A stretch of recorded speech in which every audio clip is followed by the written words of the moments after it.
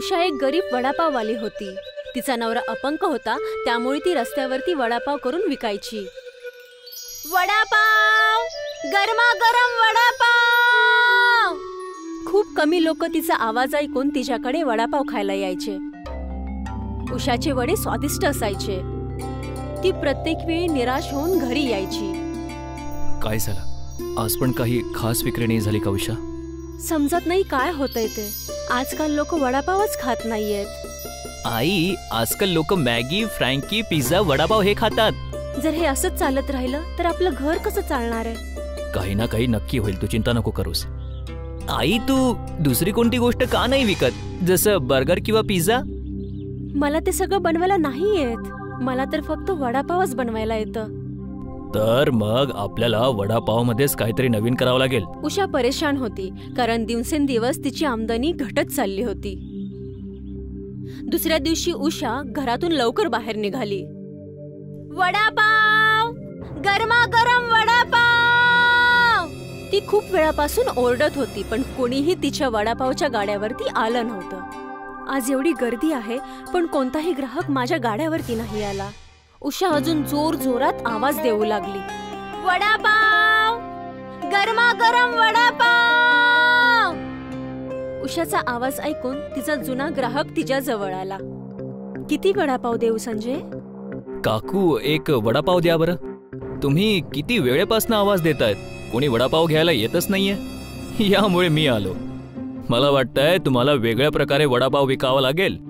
एकदम नवीन वडापाव, जसं की रंगीन वडापाव. रंगीबेरंगी वडापाव? हो. पण काय असे रंगबेरंगी वडापाव विकले जातील? हो, बिलकुल विकले जाणार. आजकालच्या लोकांना अजिबाणी वेगळ्याच गोष्टी आवडतात. ठीक आहे, मी प्रयत्न करते. गाडा बंद केल्यानंतर उषाने बाजारामधून फूड कलर घेतला. संध्याकाळी जेव्हा ती घरी पोहोचली. अच्छा, आज कमाई कशी झाली? धंदा तर पहिल्यासारखाच होता हो, पण आज मला एक नवीन आयडिया मिळाली. माझा जुना ग्राहक होता ना संजय, त्याने दिला आहे. कसला आयडिया? रंगीबेरंगी वडापावचा. रंगीबेरंगी वडापाव? हो, आणि त्यासाठीच मी येता येता रंग घेऊन आले. आजच बनवून बघूयात की रंगीबेरंगी वडापाव कसा लागतो ते. आणि मग उषाने रंगीबेरंगी वडापाव बनवायला चालू केलं. तिने प्रत्येक वेळी सारखं वड्याच्या डाळीचं पीठ घेतलं आणि त्याला वेगवेगळ्या भांड्यामध्ये घालून त्यामध्ये वेगवेगळे कलर घातले. आणि नंतर बटाट्याच्या भाजीला त्या रंगामध्ये घालून सरळ त्या तेलामध्ये घातलं. दिसायला तर चांगलं वाटतंय, एकदम रंगबेरंगी. उषा आणि राघवने ते रंगबेरंगी वडापाव खाल्ले. तसं तर चांगलं आहे. आई, मला पण दे. माणिकने निळ्या रंगाचा वडा खाल्ला आणि त्याला तो खूप आवडला. तिघांनाही ते रंगीबेरंगी वडे चांगले वाटले होते. दुसऱ्या दिवशी उषाने तिचा गाडा उघडला आणि ते रंगीबेरंगी वडे विकू लागली. गरमागरम वडे, लाल, निळे, हिरवे, रंगीबेरंगी वडापाव, रंगीबेरंगी वडापाव. रंगीबेरंगी वडे बघून ग्राहक तिच्या गाड्याकडे खेचले जाऊ लागले. मला एक निळा वडापाव द्या ना आंटी. उषाने त्या मुलीला निळ्या रंगाचा वडापाव दिला. तिला खूप आवडला. काही वेळानंतर संजय तिथे आला. तुम्ही तर खरंच रंगीबेरंगी वडापाव बनवलात. हो, तुम्ही तर आयडिया सांगितली होती आणि बघा सगळ्यांना आवडतही आहे. तर याच गोष्टीवर माझ्यासाठी पण एक रंगीबेरंगी वडापाव बनवा. आणि नंतर उषाने संजयला एक हिरवा आणि एक गुलाबी वडापाव दिला. संजय रंगीबेरंगी वडापाव बघून खुश होता. वाह, खरंच कमाल आहे. विचार केला नव्हता की असा पण वडापाव खायला मिळेल. संजयने वडापाव खाल्ला आणि नंतर खूप ग्राहक पण आले. ताई, मला एक लाल वडापाव द्या बरं. हो, मला पण. उषा रंगीबेरंगी वडे बनवू लागली आणि ग्राहक ते खाऊ लागले. उषा मध्ये मध्ये आवाज देऊ लागली, त्यामुळे लोकांचं लक्ष तिच्याकडे आकर्षित होऊ लागलं. गरमागरम वडे, लाल, निळे, हिरवे, रंगीबेरंगी वडापाव, रंगीबेरंगी वडापाव. एकानंतर एक ग्राहक तिथे येऊ लागले होते. काही तासातच उषाचे सगळे वडापाव तिथे संपून गेले आणि आज तिची चांगली कमाईही झाली होती.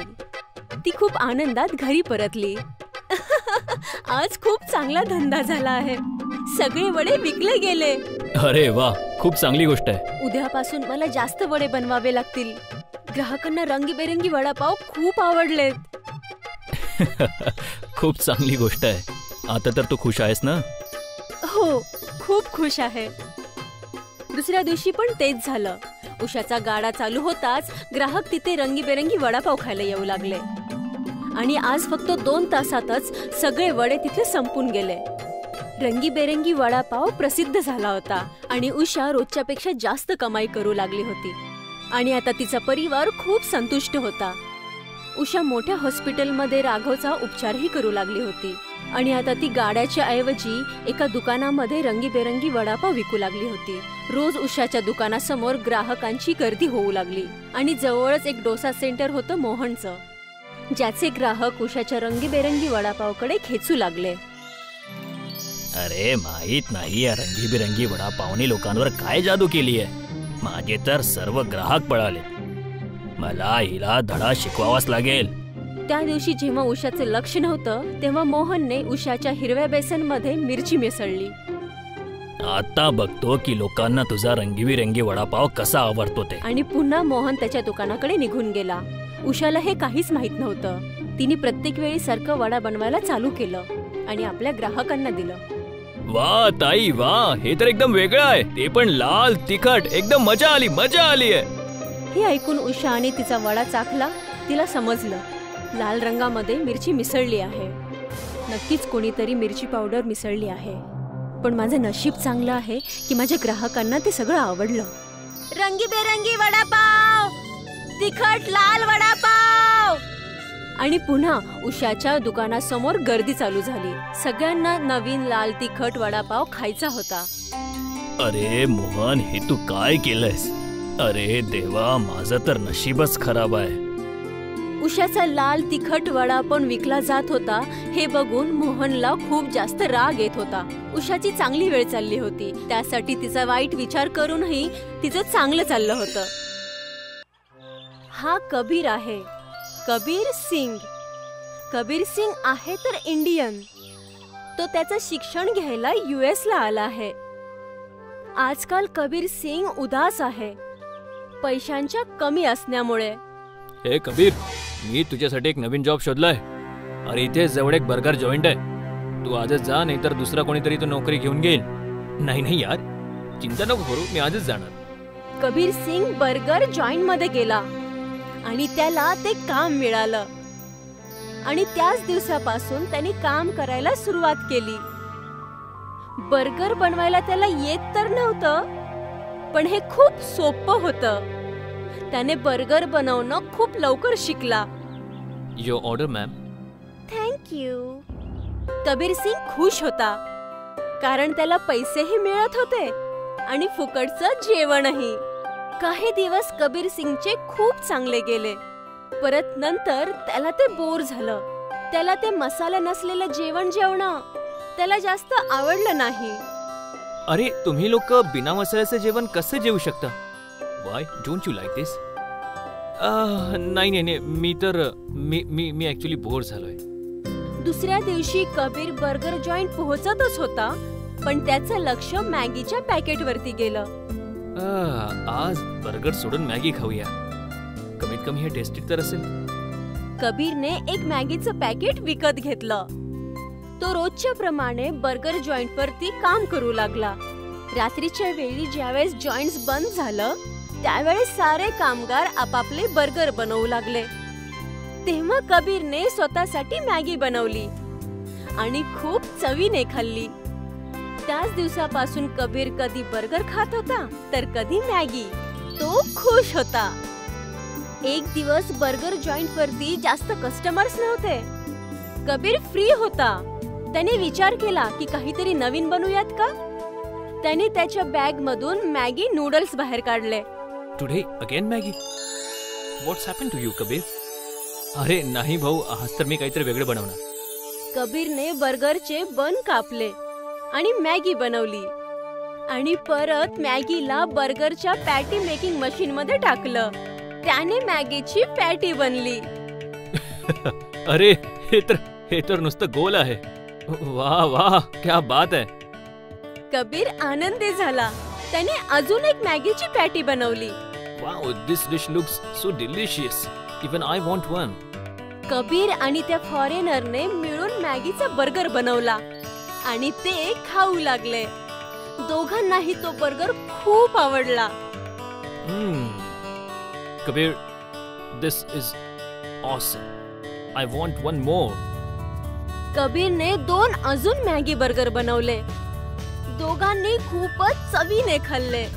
आज कबीर खुश होता कारण काहीतरी नवीन बनवलं होतं.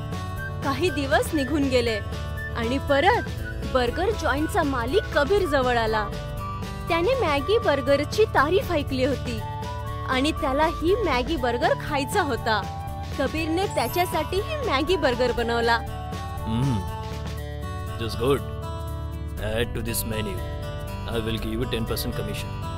Well done, boy. हे ऐकून कबीर खूप आनंदी झाला. त्याचा मॅगी बर्गर त्या जॉईंटच्या मेन्यू मध्ये ऍड होत होता आणि अजून त्याला 10% कमिशनही मिळत होतं. आता तर माझं शिक्षण खूप सोप्यारीत्या होईल आणि मला पैशाविषयी विचार करायची पण गरज नाही पडेल. पुढचे काही महिन्यापर्यंत कबीर बर्गर जॉईंट वरती काम करत राहिला आणि त्याला पगारासोबत कमिशनही मिळत होतं. आणि आता कबीर ग्रॅज्युएट झाला. त्याचं शिक्षण पूर्ण झालं होतं आणि तो पंजाब परत गेला. इथे त्याला मोठ्या हॉटेलमध्ये मॅनेजरची नोकरी मिळाली. काही वर्षापर्यंत कबीर खुश होता, पण त्याला स्वतःचा काहीतरी बिझनेस करायचा होता. एक दिवस कबीर असाच विचार करत होता. अरे काय झालं बाळा, कसला विचार करतोय? काही नाही बाबा, माझी नोकरी तर चांगली आहे पण मी खुश नाही आहे. मी स्वतःचं काहीतरी करू इच्छितो. अरे तर यामध्ये उदास व्हायची काय गोष्ट आहे? तू एक स्वतःचं हॉटेल ओपन कर ना. हो पण मला समजत नाहीये की काय करू. एवढी चांगली नोकरी आहे पण आणि पगार पण चांगला आहे. हे बघ बाळा, मनुष्याला तेच काम करायला पाहिजे ज्याच्यात त्याचं मन लागतं. हो बाबा, तुम्ही ठीक म्हणताय. माझं मन तर फक्त मॅगी आणि बर्गर बनवण्यातच लागत होतं. अरे तर बाळा, विचार कसला करतोय? मॅगी बर्गरच बनवणं सुरू कर. ते तर ठीक आहे, पण जर कमाई नाही झाली तर? अरे बाळा, असा जर विचार करत राहिलं ना तर माझ्या वयावढा झाल्यावर पछतावशील की मी हे आधी का नाही केलं. आता पण तुझ्याजवळ वेळ आहे.